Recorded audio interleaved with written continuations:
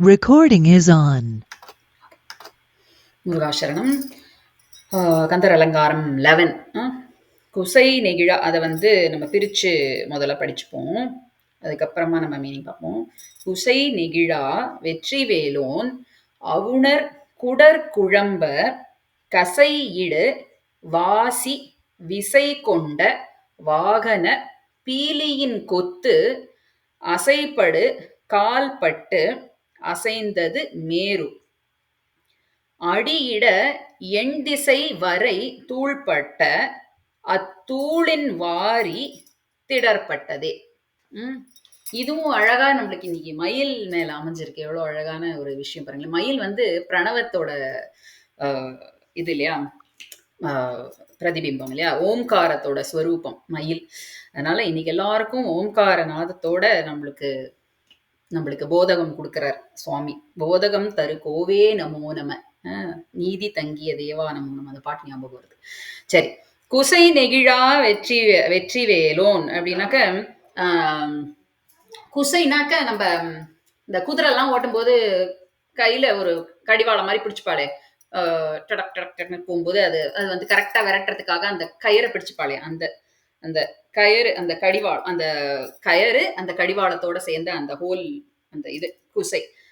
அது தளரா, குசை நெகிழா, தளராமல். வெற்றி வேலோன் அதை தளர்ந்து போகாம நல்லா பிடிச்சுண்டு ஸ்ட்ராங்கா ஓட்டுறாராம். வெற்றியை உடைய வேலவன். அவுணர் குடர் குழம்ப, அவுணர்னா நம்மளுக்கு தெரியும் இல்லையா, சூரபத்மனுடைய அசுரர்கள், பேசிக்கலி அசுரர்கள். ஸோ இங்க சூரபத்மனுடைய படைகள். அவுணர் குடல் குழம்ப, அவருடைய குடல் குழம்பி போறதாம். அந்த மாதிரி அவர் வேல்படையை விடுறார். அதனால அவங்களுடைய குடல்ல போய் நேரா போய் குத்தி அந்த குடல் குழம்பி கலங்கி போகிறதாம். கலங்கி போய் கசையிடு வாசி இல்லையா, குடல் கலங்கி அதுக்கப்புறமா கசைனா கசை அடி சொல்லுவோம் இல்லையா, சாட்டை சவுக்குனால் அடிக்கிறது. ஸோ அந்த மாதிரி அடிச்சடிச்சு ஓட்டுவோம் இல்லையா.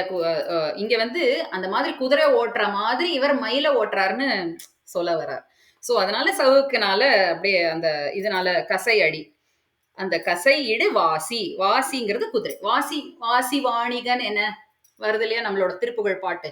அதுல யாரை பத்தி சொல்றாரு, நம்ம மாணிக்கவாசக பெருமான் குதிரை நரியை பரியாக்கி குதிரை ஓட்டின்னு வந்தாரே, அந்த கதையை வரும்போது வாசி வாணிகன் என குதிரை பத்தி சொல்லும்போது அது வரும் ஒரு பாட்டுல. என்ன பாட்டு எனக்கு ஞாபகம் வரல, திருப்புகழ் ஒரு பாட்டுல வருது. ஸோ வாசினா குதிரை. குதிரை விசை கொண்ட வாகனம். விசை கொண்ட வாகனம், விசைனா என்ன, வேகம். இதோட விசை எவ்வளோ, அதோட விசை எவ்வளோ, தமிழ்ல சயின்ஸ் படிச்சவாளுக்கு தெரியும். விசைனா வேகம்.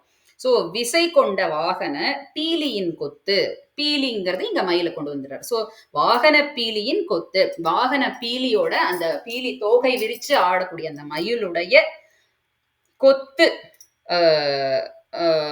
அந்த தொகுதி, அந்த டோட்டல் கொத்தா இருக்கிற அந்த மயிலோட அந்த தோகை அசைப்படு கால்பட்டு.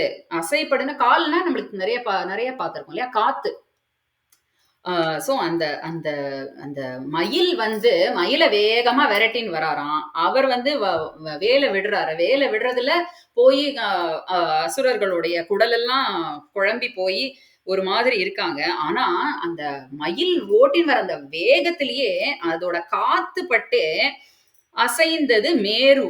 மேருமலையே அசைஞ்சுன்னு இருக்கான், ஆடின்னு இருக்கான். அந்த மாதிரி வேகமா மயில விரட்டின்னு வராராம் முருகன். அந்த அசைந்தது மேரு அடியிட, அது மெதுவா அடி வச்சு, அது ஒரு அடிதான் வைக்கிறது. ஆனா அதுவே அதிர்றதான், அண்ட பகிரண்டங்களும் அதிர்றதான். திசை வரை தூள்பட, திசையில வரைனா மலைகள். ஸோ திசை வரை தூள்பட, அங்க இருக்கிற மலைகள் எல்லாம், திசையில் தோறும் இருக்கிற அந்த மலைகள் எல்லாம், 8 திசையிலும் இருக்கிற மலைகள் எல்லாம் தூள் தூளா ஆகிறதாம். வெறும் ஒரு அடி எடுத்து வச்சதுக்கு, மயில் எடுத்து வச்ச அடிக்கு, முருகன் இல்ல மயிலுடைய அடிக்கு. அத்தூளின் வாரி, அத்தூளின் அந்த தூள், அது அந்த மலையெல்லாம் தூள் தூளாகிறது இல்லையா, அந்த தூள்னால வாரிதி சொல்லியிருக்கோம் இல்லையா? நம்ம வாரினா கடல். கடல்லாம் வந்து மேடாயிடுத்தாம். கடல் ஆழமா இருக்கணும். அந்த மேருவ 8 திசையிலயும் இருக்கிற மேரு வந்து தூள்பட்டு, கடலுடைய ஆழமெல்லாம் அந்த தண்ணி எல்லாம் வத்தி போய் அதெல்லாம் மேடாயிடுத்தாம்.